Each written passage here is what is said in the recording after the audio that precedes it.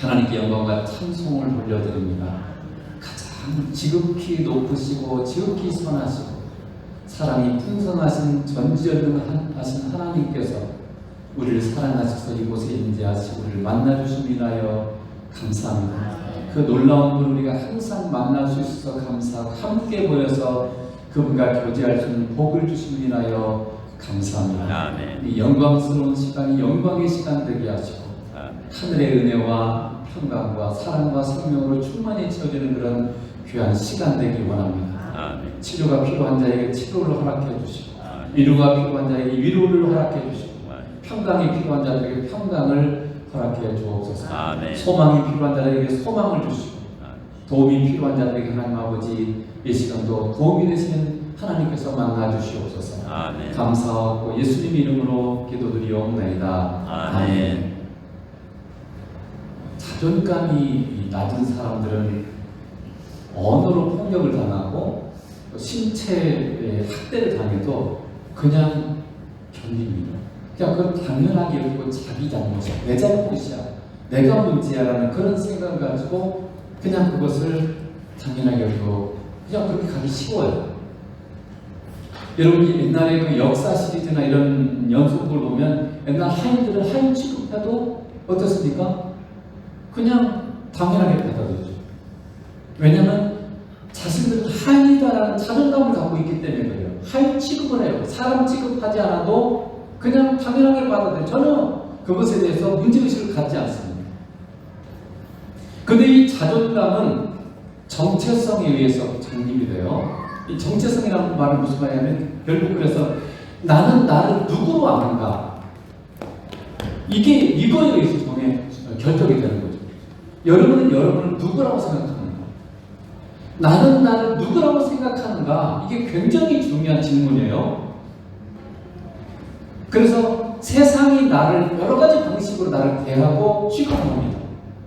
근데 중요한 것은 하나님이 나를 어떤 존재로 세웠는가 하는 것을 여러분이 붙잡아야 돼요. 이게 진짜 나거든요. 사람들이 나를 너는 못생겨서, 너는 키가 작아, 너는 문제가 많아, 너는 그냥 능력이 없어, 여러 가지 방식으로 나를 정의를 해놨어요. 근데 우리는 나도 모르게 그게 나인 줄 알아요. 그리고 그걸 받아들여요. 그래서 그런 취급을 해도 그냥 우리는 그렇게 살아요. 근데 우리는 그렇게 살 사람이 아니에요. 우리는 하나님께서 우리를 어떻게 보시는가, 그걸 나의 정체성으로 삼아야 나의 자존감이 생기는 거죠. 우리는 하나님이 뭐라고요? 동역자입니다. 하나님의 동역자고 하나님의 자녀이고 예수 그리스도의 신부이고 심지어 뭐라고요? 하나님의 친구다라고 합니다. 하나님께서 아브라함을 나의 벗 아브라함아, 나의 친구 아브라함아 이렇게 불렀어요. 모세가 뭐라고 됐어요? 하나님과 대화하기 마치 친구와 이야기한 같이 모세가 하나님과 대화했다고 됐어요. 요한복음 15장에 예수님께서는 너희는 나의 친구라 이렇게 말씀하셨어요. 비록 우리가 세상에서 세상 사람들과 비슷한 모습으로 살아가지만 우리는 근본이 다른 존재들이에요. 진짜 나는 세상과 사람들이 정의해준 말에는 내가 아니라 하나님이 나를 어떻게 보시느냐, 그게 진짜 나라는 거죠. 우리는 하나님이 함께 일하기를 원하는 존재들이에요. 동역자란 말이고요. 함께 일하는 사람. 하나님 수준의 일을 하나님이 함께하기 위해서 부른 사람들. 또 우리는 하나님의 사랑받는 존재예요. 하나님의 자녀입니다. 우리는 하나님이 사랑하는 사람들이에요. 세상에 누가 사랑해주지 않아도 우리는 하나님의 사랑받는 사람들. 그래서 이 자존감을 여러분이 가지고 하늘의 하나님께서 지극히 높으신 그 하나님이 나를 사랑하고 계신다. 이 자존감을 여러분이 가져야 돼요. 마치 아무도 나를 사랑해주지 않으니까 나는 쓸모없고 세상에 사라져버려야 돼. 사람들이 자살하는 이유가 그러죠. 나 같은 존재는 아무도 사랑해주지 않기 때문에 나는 쓸모없는 존재야. 그래서 그냥 자살해버리는 거야. 나는 사라져봐야 아무 필요가 없어. 누구도 그냥 슬퍼할 사람도 없어. 나는 있으나만 한 존재. 그러니까 그냥 자살해버리는 거야. 근데 나는 하나님의 사랑받는 존재야. 예수님이 사랑을 나누고 싶은 존재, 인격적으로 나와 사랑을 나누고 싶은 그런 대상으로 하나님께서 나를 불러주셨어요. 나는 쓸모없는 존재가 아니라 하나님이 사랑을 나누고 싶은 그런 동등한 위치에서 사랑을 나누고 싶은 그런 존재로 나를 불러주셨어요. 뿐만 아니라 하나님께서 친구로니까 상의하고 상담, 인생의 많은 어려운 문제들 힘들 때 친구하고 대화를 하죠. 친구 이럴 때 어떻게 해야 돼요?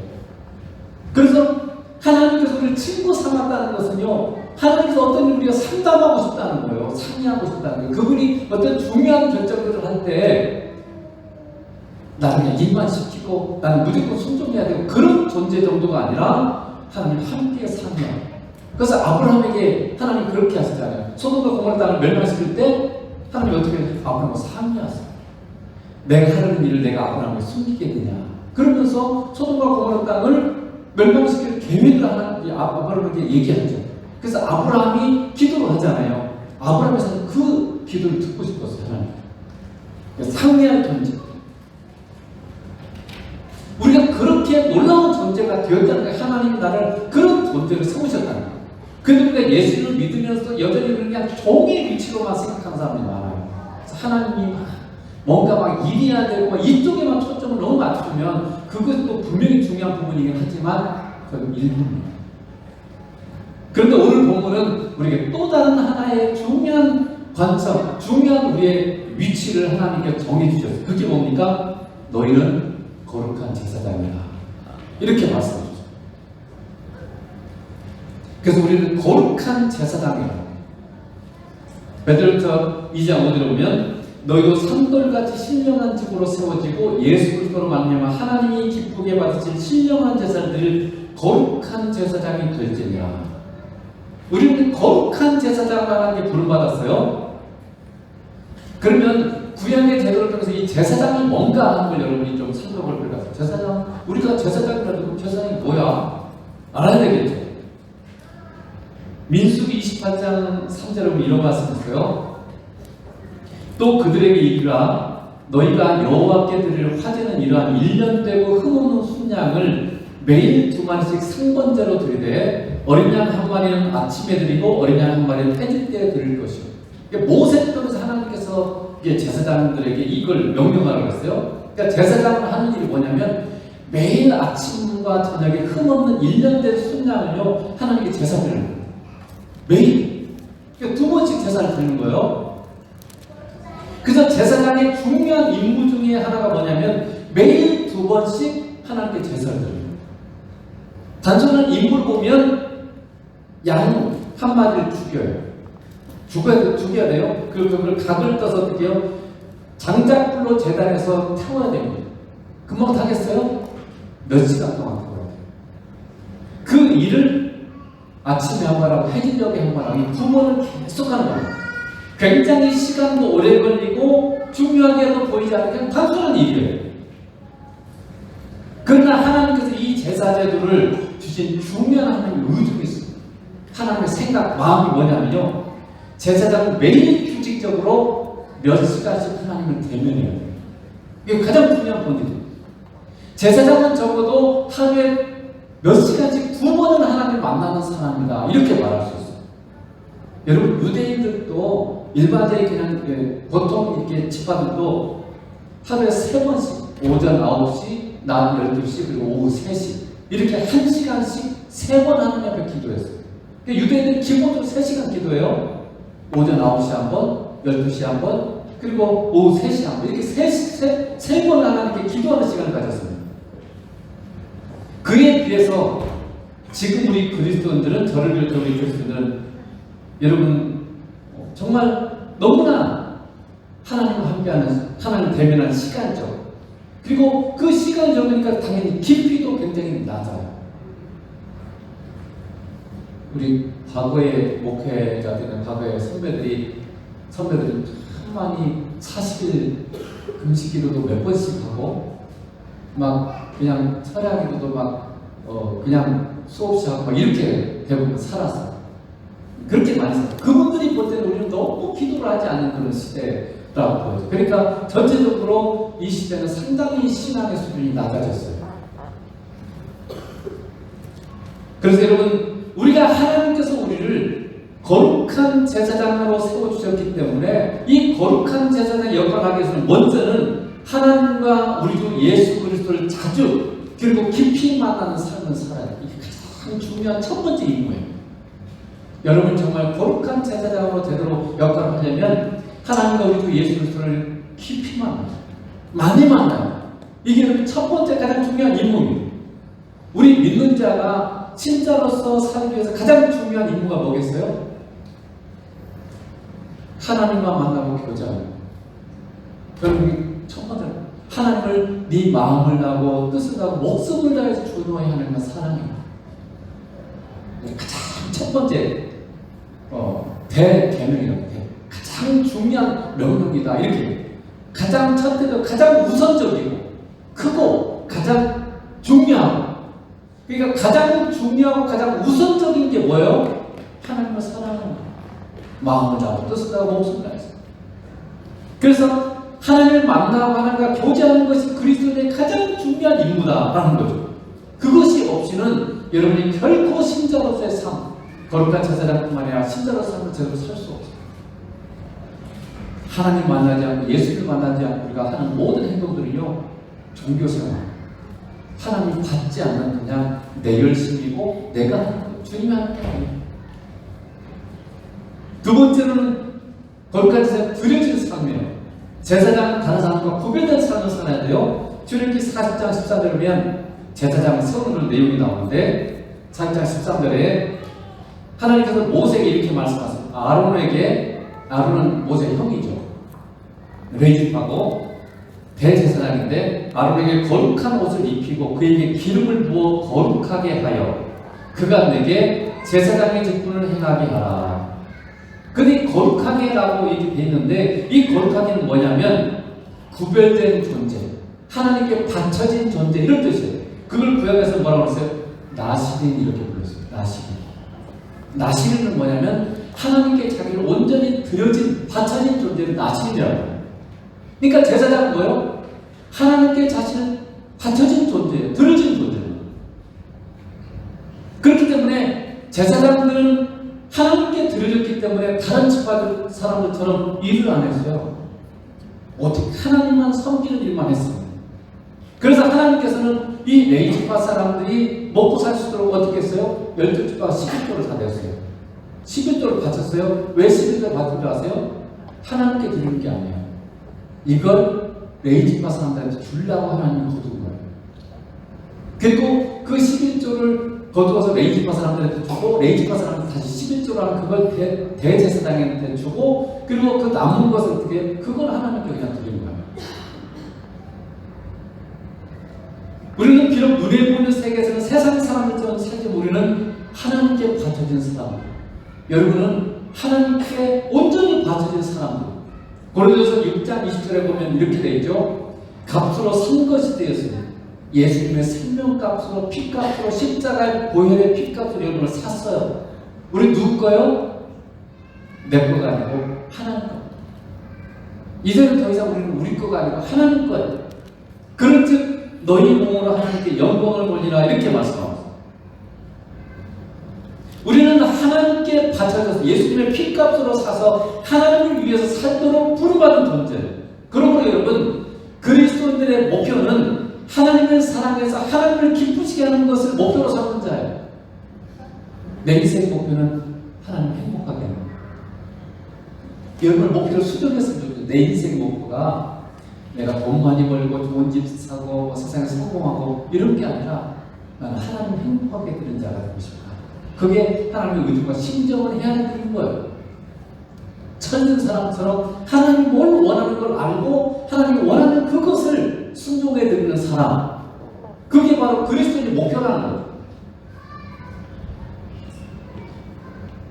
근데 예수님이 그런 삶을 사셨어요. 요한복음 8장 29절에 보면 예수님이 이렇게 말씀하셨어요. 나를 보내신 이가 하나님 아버지죠. 나와 함께 하시리도다. 나는 항상 그가 기뻐하는 일을 행함으로 나를 혼자 두지 아니하시니. 예수님이 뭘 했어요? 예수님은요, 한 번도 자기를 기쁘게 하는 일을 한 적이 없어요. 예수님은 언제나 항상 아버지를 기쁘시게 하는 데 초점했었어요.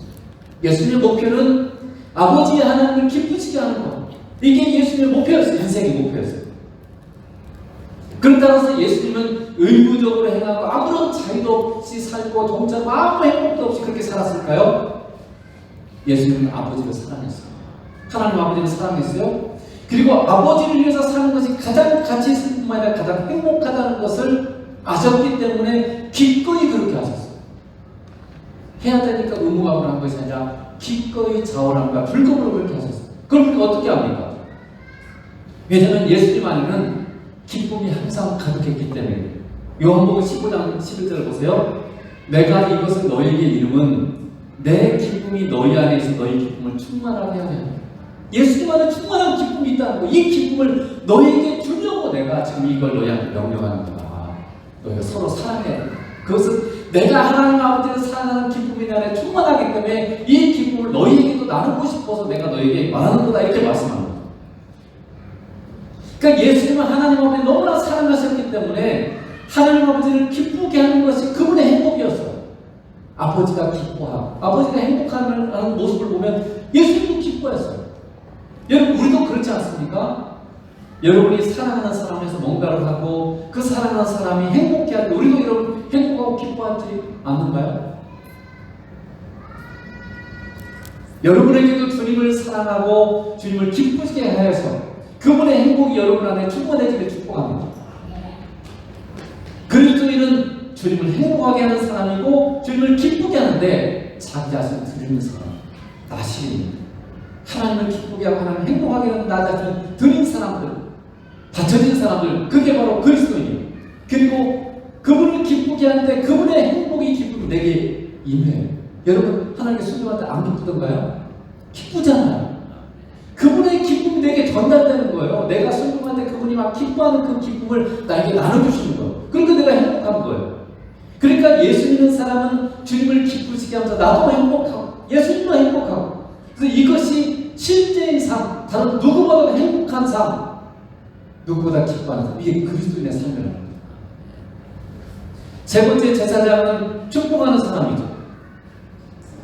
민수기 6장 27절에 보면 이렇게 되어 있어요. 그들은 이 제사장들에게 말하는 것, 이같이 내 이름으로 이스라엘 자손에게 축복하시니 내가 그들에게 복을 주리라. 그러니까 제사장들이 축복하면 뭐라고요? 하나님이 복을 주시는 거예요. 그러니까 제사장들이 축복하지 않으면요, 하나님 복을 안 주시는 거예요. 그러니까 제사장의 직분은 굉장히 중요해요. 제사장답게 이스라엘 백성을 딱 축복을 하잖아요. 그러면 하나님이 복을 이스라엘 백성에 주는 거죠. 근데 하나님이 이렇게 기도하라고 축복 기도를 가르쳐 주셨어요. 그게 6장, 민수기 6장 24절부터 26절이에요. 여호와는 하나님의 이름이에요. 여호와는 내게 복을 주시고. 그러니까 제사장이 이렇게 제가 만 여러분한테 기도하면 이렇게 해요. 하나님은 여러분에게 복을 주시고 여러분을 지키시기를 원하신다. 하나님은 그의 얼굴의 빛을 여러분에게 비추셔서 여러분에게 은혜를 주시기를 원하신다. 하나님은 그 얼굴을 너에게 향하여서 너에게 여러분에게 평강 주시기를 원하신다. 이렇게 축복하라는 거예요. 그렇게 축복하면 하나님께서 이 제사장의 축복을 듣고 이스라엘 백성들에게 은혜를 주시고 그들을 보호해 주시고 그들에게 평강을 주시고 이렇게 하시겠다는 거예요. 그래서 제사장의 역할, 즉 이스라엘 백성은 잘 축복하면 축복할수록 이스라엘 백성들이 하나님의 복을 누리는 거예요. 마찬가지로 여러분, 홍룡과 영광 사람이 복을 받으려면, 하나님의 복을 받으면 어떻게 해야 되겠어요?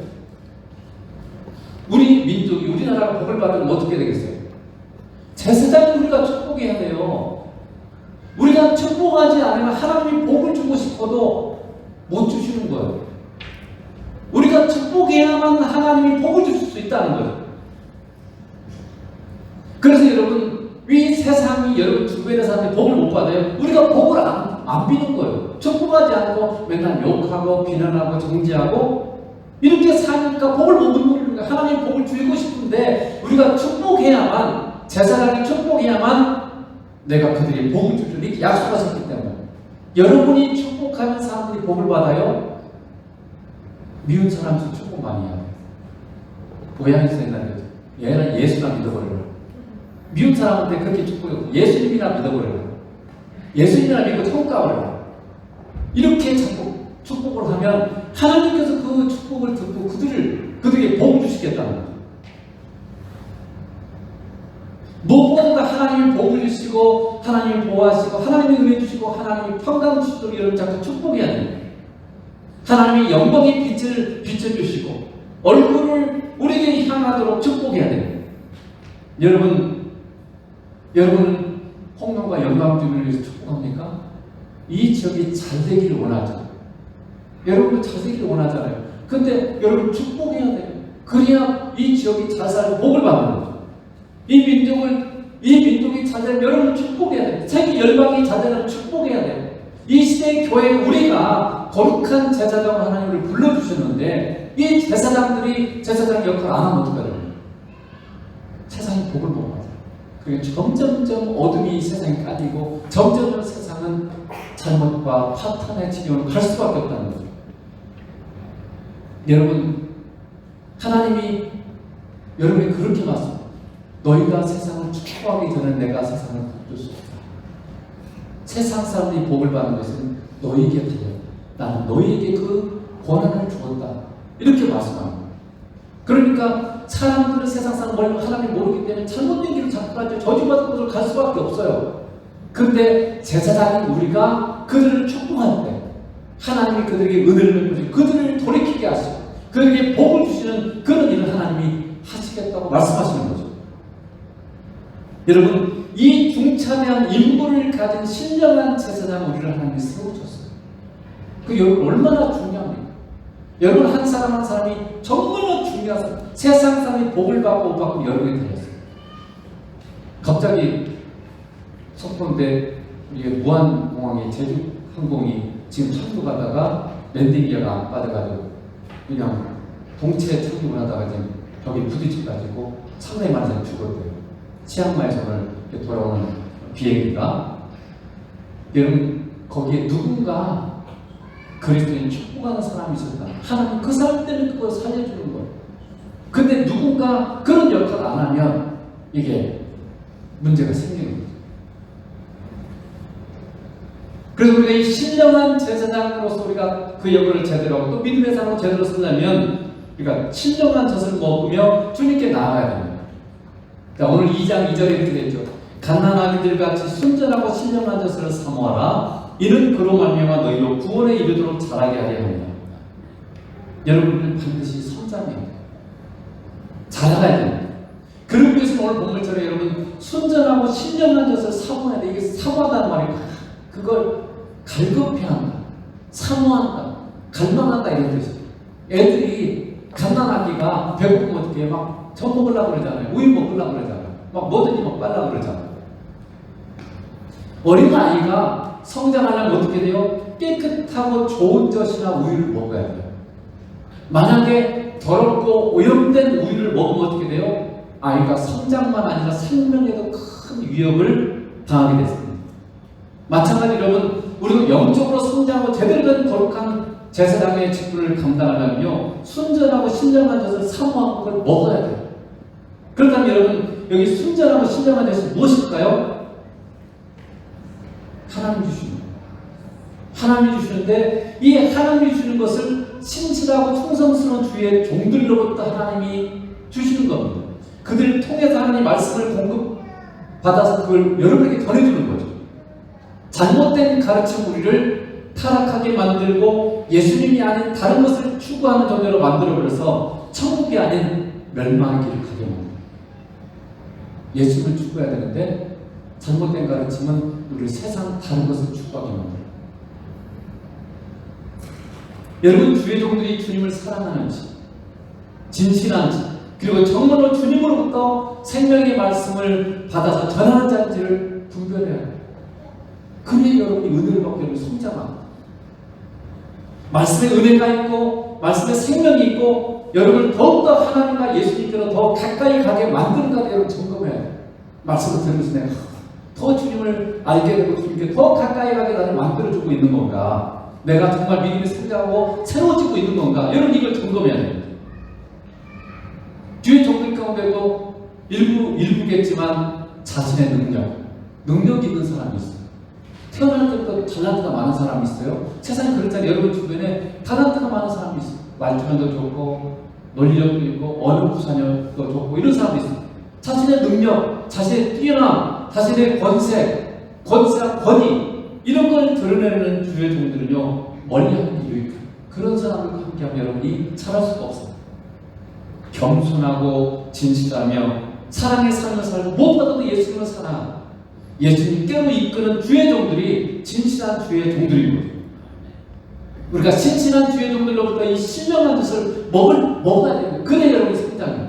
뿐만 아니라 여러분 자신도 점점점 이 신령한 것과 양식을 스스로 먹어야 돼요. 성경을 더 읽고 기도로 하나님을 만나면서 스스로 신령한 것을 먹는 자로 성장해야 돼요. 아이가 나중에 자라면 어떻게 해요? 자기가 막 먹잖아요. 처음에는 먹여주죠. 근데 점점점 이제 차려주기만 하면 자기가 먹잖아요. 여러분이 그렇게 성장해 스스로 먹을 수 있는 자, 스스로 신령한 것과 양식을 먹을 뿐만 아니라 나중에 어떻게 돼요? 다른 사람에게 나눠줄 수 있는 자. 여기가 목표예요. 나는 맨날 밥만 먹어야 돼. 어린아이죠. 어떻게 나중에 여러분이 먹여줘야 돼. 사람이 성장하면 어떻게 나중에 결혼해서 아이들 먹이고 키우잖아. 나눠주는 자가 되잖아. 먹이는 자가 되잖아. 여러분의 궁극적인 목표는 우리가 여러분이 스스로 먹고 나중에 다른 사람, 어린아이 같은 사람 여러분 먹여주는 자로 성장해야 돼요. 만약에 제 목표는 그래요. 내가 어떤 일을 했으면 여기 혼자 떨어졌어요. 그때도 여러분 믿음 체험 잘하셨어요? 나 혼자 어딘가 동떨어져 독립됐어요. 하나님 어떻게 그런 상황을 여러분 주었을 때 그때 여러분 스스로 믿음 지킬 수 있습니까? 그 훈련을 해야 돼요. 지금부터 내가 항상 주님과 동행하는 훈련, 말씀을 잡고 있고 스스로 먹는 훈련을 해야 돼요. 처음에는 받아 먹어야 돼요. 그리고 받아 먹는 게 필요해요. 계속해서. 더 신령한 사람들도 받아 먹어야 되지만 나도 스스로 연습을 해야 돼요. 자꾸 스스로 먹는 연습. 하나님과 그러길 원하십니다. 모두가 어린아이의 과정을 지나야 돼요. 그렇지만 언제나 어린아이로 남아있어서는 안 되는 것입니다. 여러분은 매일 말씀을 읽으면서 신령한 젖과 양식을 먹고 주님과 기도로 만나면서 신령한 젖과 양식을 충분히 먹고 있습니다. 여러분 영이 건강한가요? 그래서 매일 조금씩 주님에 대한 사랑이 성장하고 있습니다. 그것이 성화되는 길이고 성장하는 길. 내년에는 제가 기도하면서 생각하면 두 가지 운동을 할 거예요. 첫째가 전교인 성경 일독 하기 운동입니다. 우리 여러분 달력에 보면 매일 한 3장에서 4장 읽으면 여러분 1년이면 일독할 수 있어요. 어려운 일 아닙니다.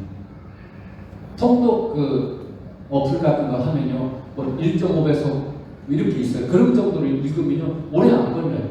잘 몰라도 그냥 읽으세요. 읽으면 그 다음에 두 번째 읽을 때 훨씬 나아져요. 자꾸 읽으세요.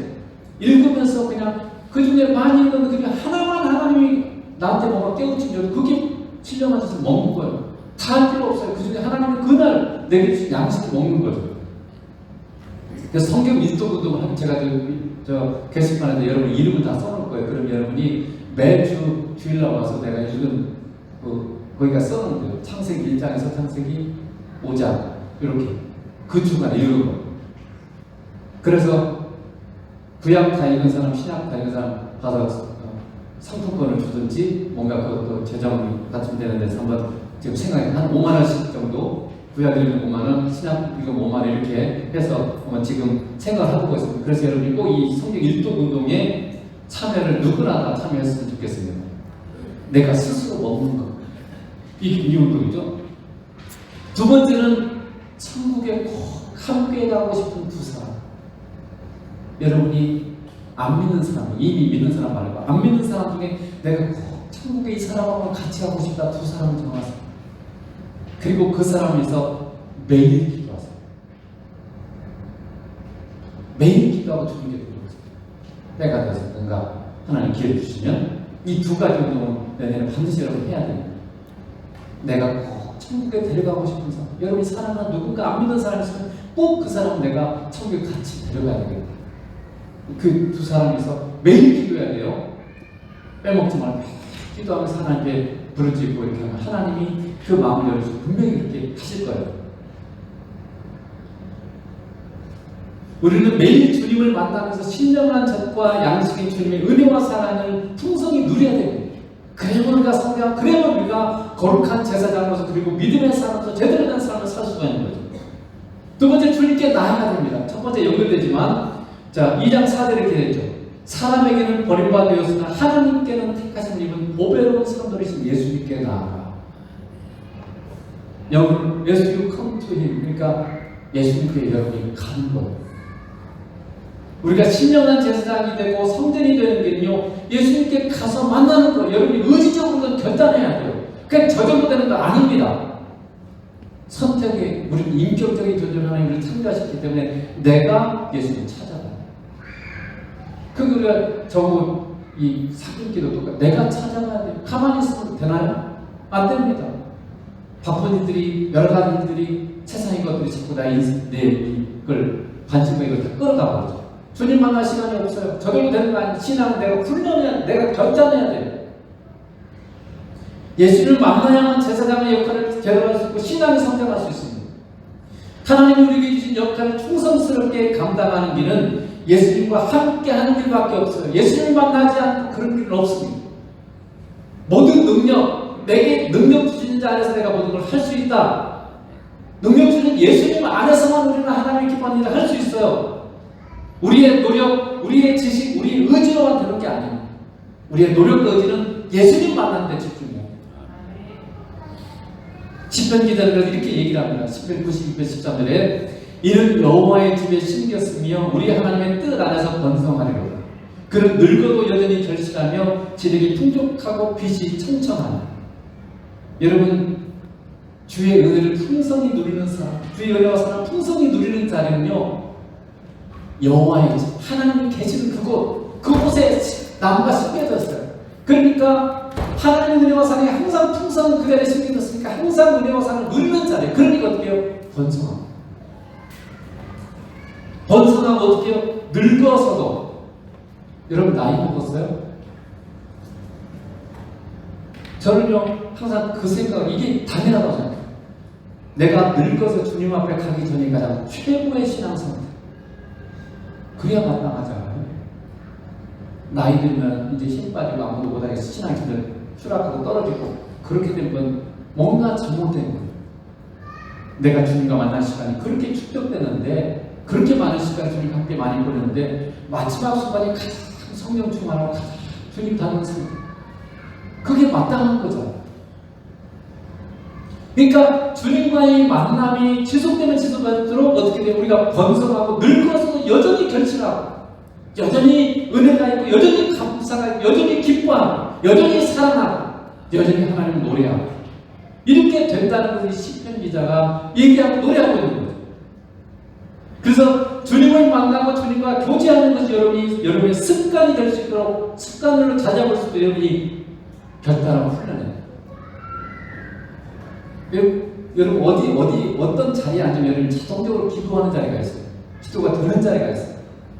내가 처음에는 운전대를 자꾸 운전만 하면 주님을 찾아보세요. 여러분 자꾸 그렇게 하잖아요. 그럼 나중에 까먹어도 운전대 딱 앉으면 주님 찾는 거예요. 습관이 됐어요. 처음에는 내가 합니다. 처음에는 내가 결단하고 내가 선택하지만 이게 계속 지속되면 그게 습관이 되면 그게 우리 인생을 되게 합니다. 잘못된 습관은 제가 처음에 잘못된 것을 자꾸 선택하면 잘못된 습관이 들어요. 그러면 인생 자체가 피곤해지고 힘들어져요.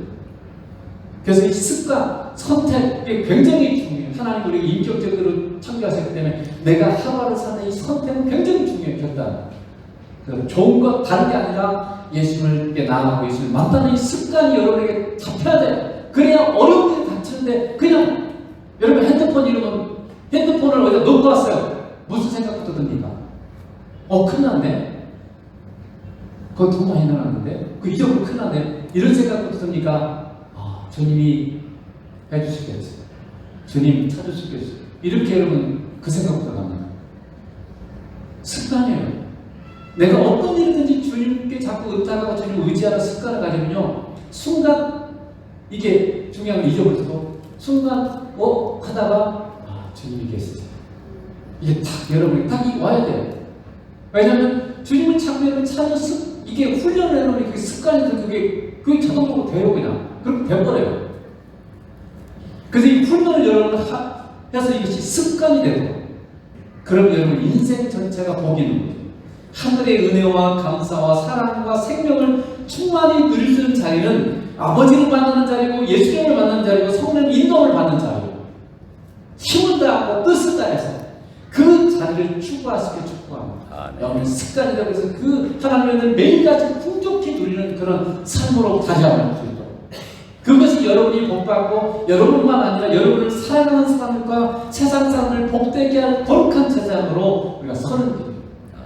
여러분 때문에 여러분만 아니라 아브라함 하나님 부르실 때 말하셨어요.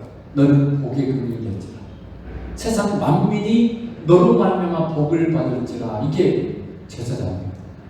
하나님 우리를 제사장 부르는 것은 우리가 복받는 것이 아니라 우리 때문에 세상 만민이 복받는 자. 내가 가면 하는 사람이 복을 받아야 돼. 내가 어디 있으면 거기서 복을 받아. 내가 비행기 타면 비행기 있는 사람들 전체가 복을 받아야 돼. 이런 존재로 하나님 우리를 불러주셨어. 내가 발전소에 근무하면 발전소 사람들이 복을 받아야 돼. 거기서 소속받아서 거기서 비난받고 그런 사람이야. 내가 어디 있든지 나 때문에 하나님은 세상 사람에게 복 주는 그런 존재로 나를 거룩한 존재로 세워주셨습니다. 그 역할을 잘하기 위해서 여러분들께요 예수님을 자꾸 만나는 훈련 연습을 통해서 주님의 은혜와 사랑 충만히 평화 충만히 누리시길 주님을 축복합니다. 기도하겠습니다.